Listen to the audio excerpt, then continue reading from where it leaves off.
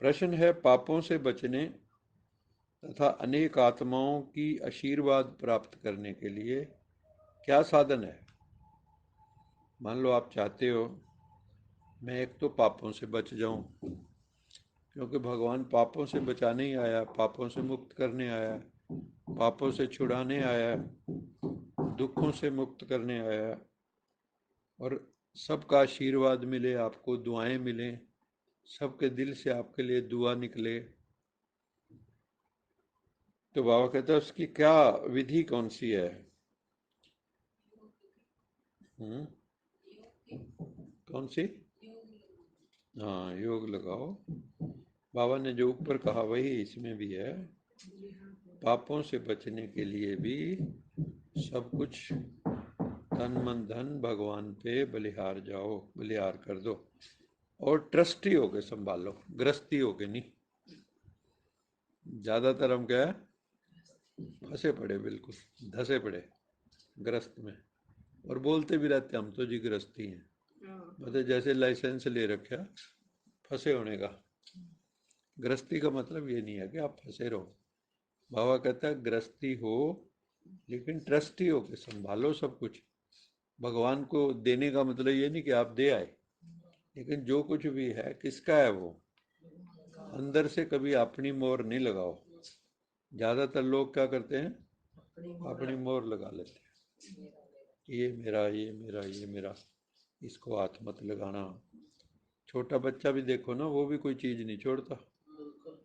एक पेन दे दो उसका, आपने दिया हालांकि, आप कह दो वापस कर देना, पकड़, उसकी पसंद की होनी चाहिए चीज बस। जितना इंसान विकसित होता है आध्यात्मिक दृष्टि से, उतनी उसकी पकड़ ढीली हो जाती है, और जितना इंसान कच्चा है अभी अध्यात्म में, उतनी उसकी पकड़ दुनिया की ज्यादा होती है। तो ये आप चेक कर सकते हो मेरी पकड़ कितनी है, उसी से पता लगता है कि आप आध्यात्मिक दृष्टि से कितने, आपका एवोल्यूशन हुआ है, कितना विकास हुआ है। कदम कदम पर श्रीमत लेते रहो, हर कदम में पदम बन जाएंगे फिर। श्रीमत कहती है तुम बच्चे अपना पैसा बाप के काम में नहीं लगा सकते हो, पाप के काम में नहीं लगा सकते हो। अगर पापी पापी को दान करेगा तो पुण्य नहीं होगा, पतित पतित को दान करेगा तो कोई पुण्य होना नहीं होगा।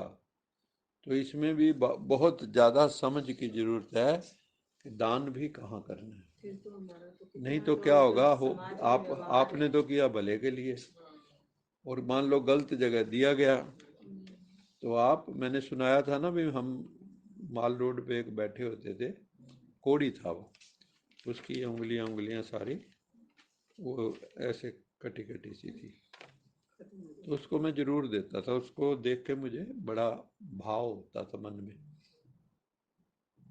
एनडीआरए के पास ही वो गली सेशन रोड पे बैठा होता था, तो मैं स्पेशल उसको देने जाता था। एक दिन मैं शाम को रेलवे स्टेशन पे घूमने आ गया वैसे ही, तो वहां देखा हमने ठेके पे खड़े। मैं उस दिन सो नहीं सका। मैं कहा यार, पहले तेरे को भगवान ने इतनी सजा दे रखी, भगवान ना कहो उसके कर्मों ने, कि तू कोड़ी है, अभी भी तेरी बुद्धि जो है कहाँ है, कैसे उद्धार होगा आत्माओं का। इसको कहते हैं आदत। आदत जो है आसानी से जाती नहीं है। तो बाबा कहते हैं पाप आत्मा को दान देना ये पाप कराने के कई बार निमित्त बन जाता है, इसलिए अगर धन है तो बाबा क्या कहते हैं, रूहानी हॉस्पिटल खोलो। क्या करो, हाँ, ये हॉस्पिटल है, यहाँ आत्मा का इलाज होता है, वहाँ शरीरों का होता है। अगर आत्मा स्वस्थ होगी तो शरीर अपने आप ही हो जाएगा। बाबा कहता है ना, योग लगाने से आयु लंबी हो जाती है, शरीर स्वस्थ होने लगता है। जितना टिक जाओगे आप, जितनी आत्मा चार्ज हो जाएगी, तो उतना आप जिंदगी के इंचार्ज बन जाओगे। इसलिए अगर आपके पास धन है तो सेंटर खोल दो, रूहानी हॉस्पिटल खोल दो, बाबा इसको कहता है कॉलेज खोल दो, यूनिवर्सिटी कम हॉस्पिटल, यूनिवर्सिटी भी हॉस्पिटल भी इकट्ठे खोल दो।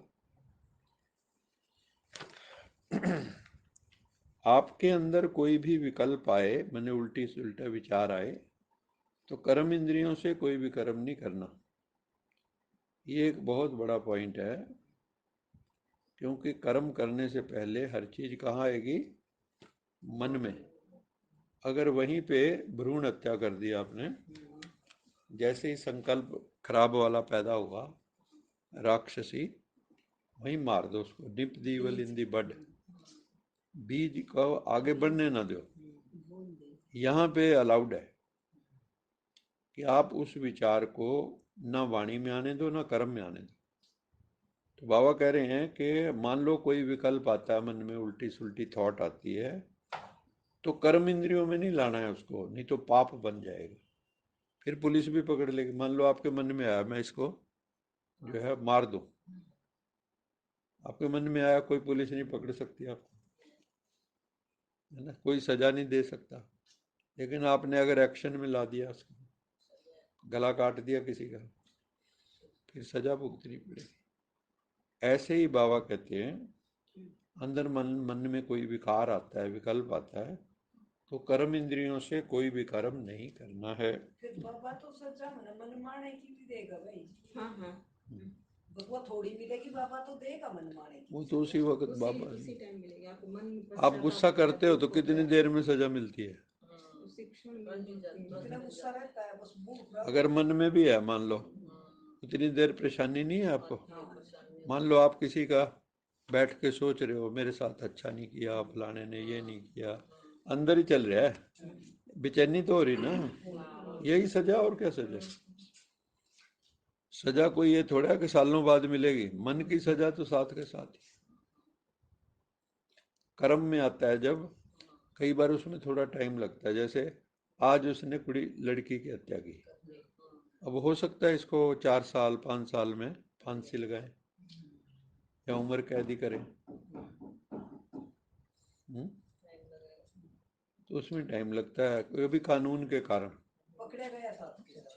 हाँ टाइम लगा, रात की बात है ये, 9:15 के, आज पकड़ा गया, अभी शाम को ही। तो जो भी हम पाप करते हैं, देखो दूसरे देशों में है, जैसे मैं मिस्र में गया, इजिप्ट में, लोग आते हैं कार खड़ी करते हैं, कई अपना शीशा भी बंद नहीं करते, ऐसे खड़ी है कारें सारी, ऐसे खड़ी, कोई बंद नहीं करता कुछ। मैं देख के हैरान हो यार, मैं कहा यार ये क्या कर रहे हो आप लोग? कहता है जी यहाँ चोरी नहीं होती। मैं कहा क्यों? कहता हाथ काट देते, सबके सामने चुराहे पे ले जाके दोनों हाथ काट देते, झंझट खत्म।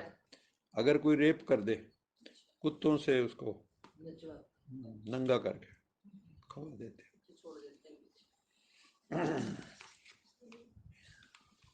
अब करके दिखाए कोई, वो सीन फिर सबको दिखाते हैं, भाई ये होगा, देख लियो सब, रोज गदर है यहाँ। अगर ऐसे हो ना, है ना, पहले कोड़े मारते थे चौराहों पे,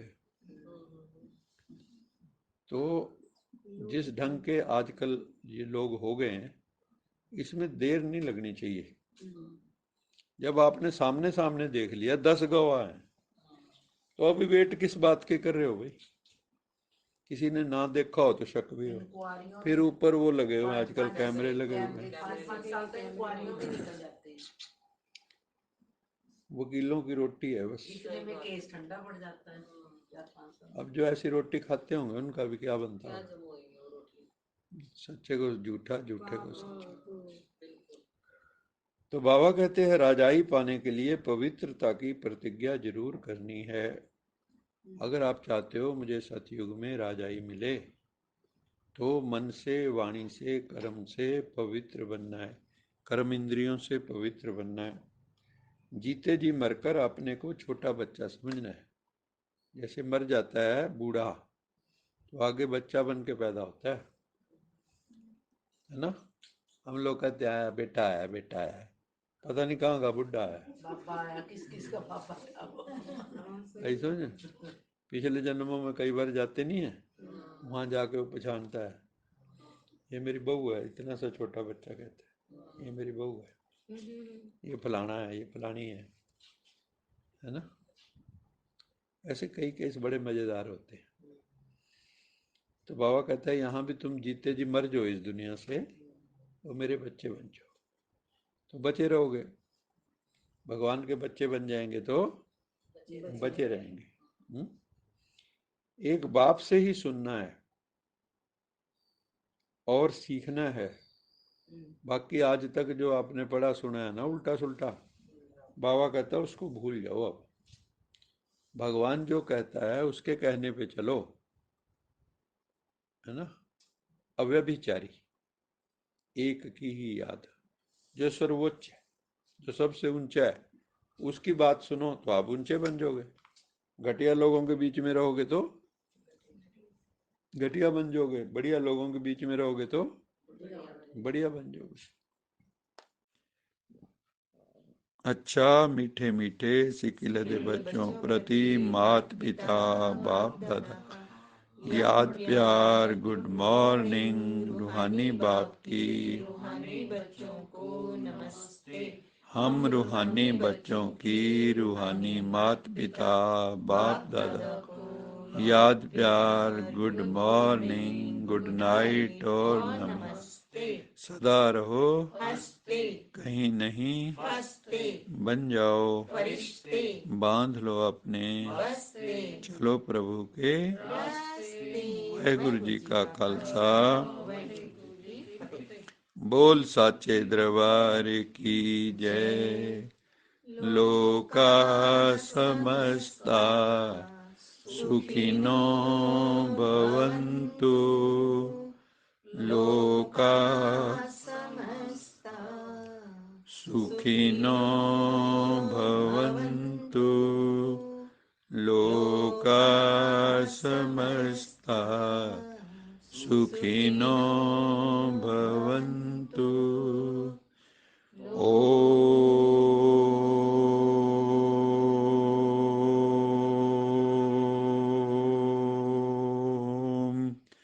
शांति शांति शांति।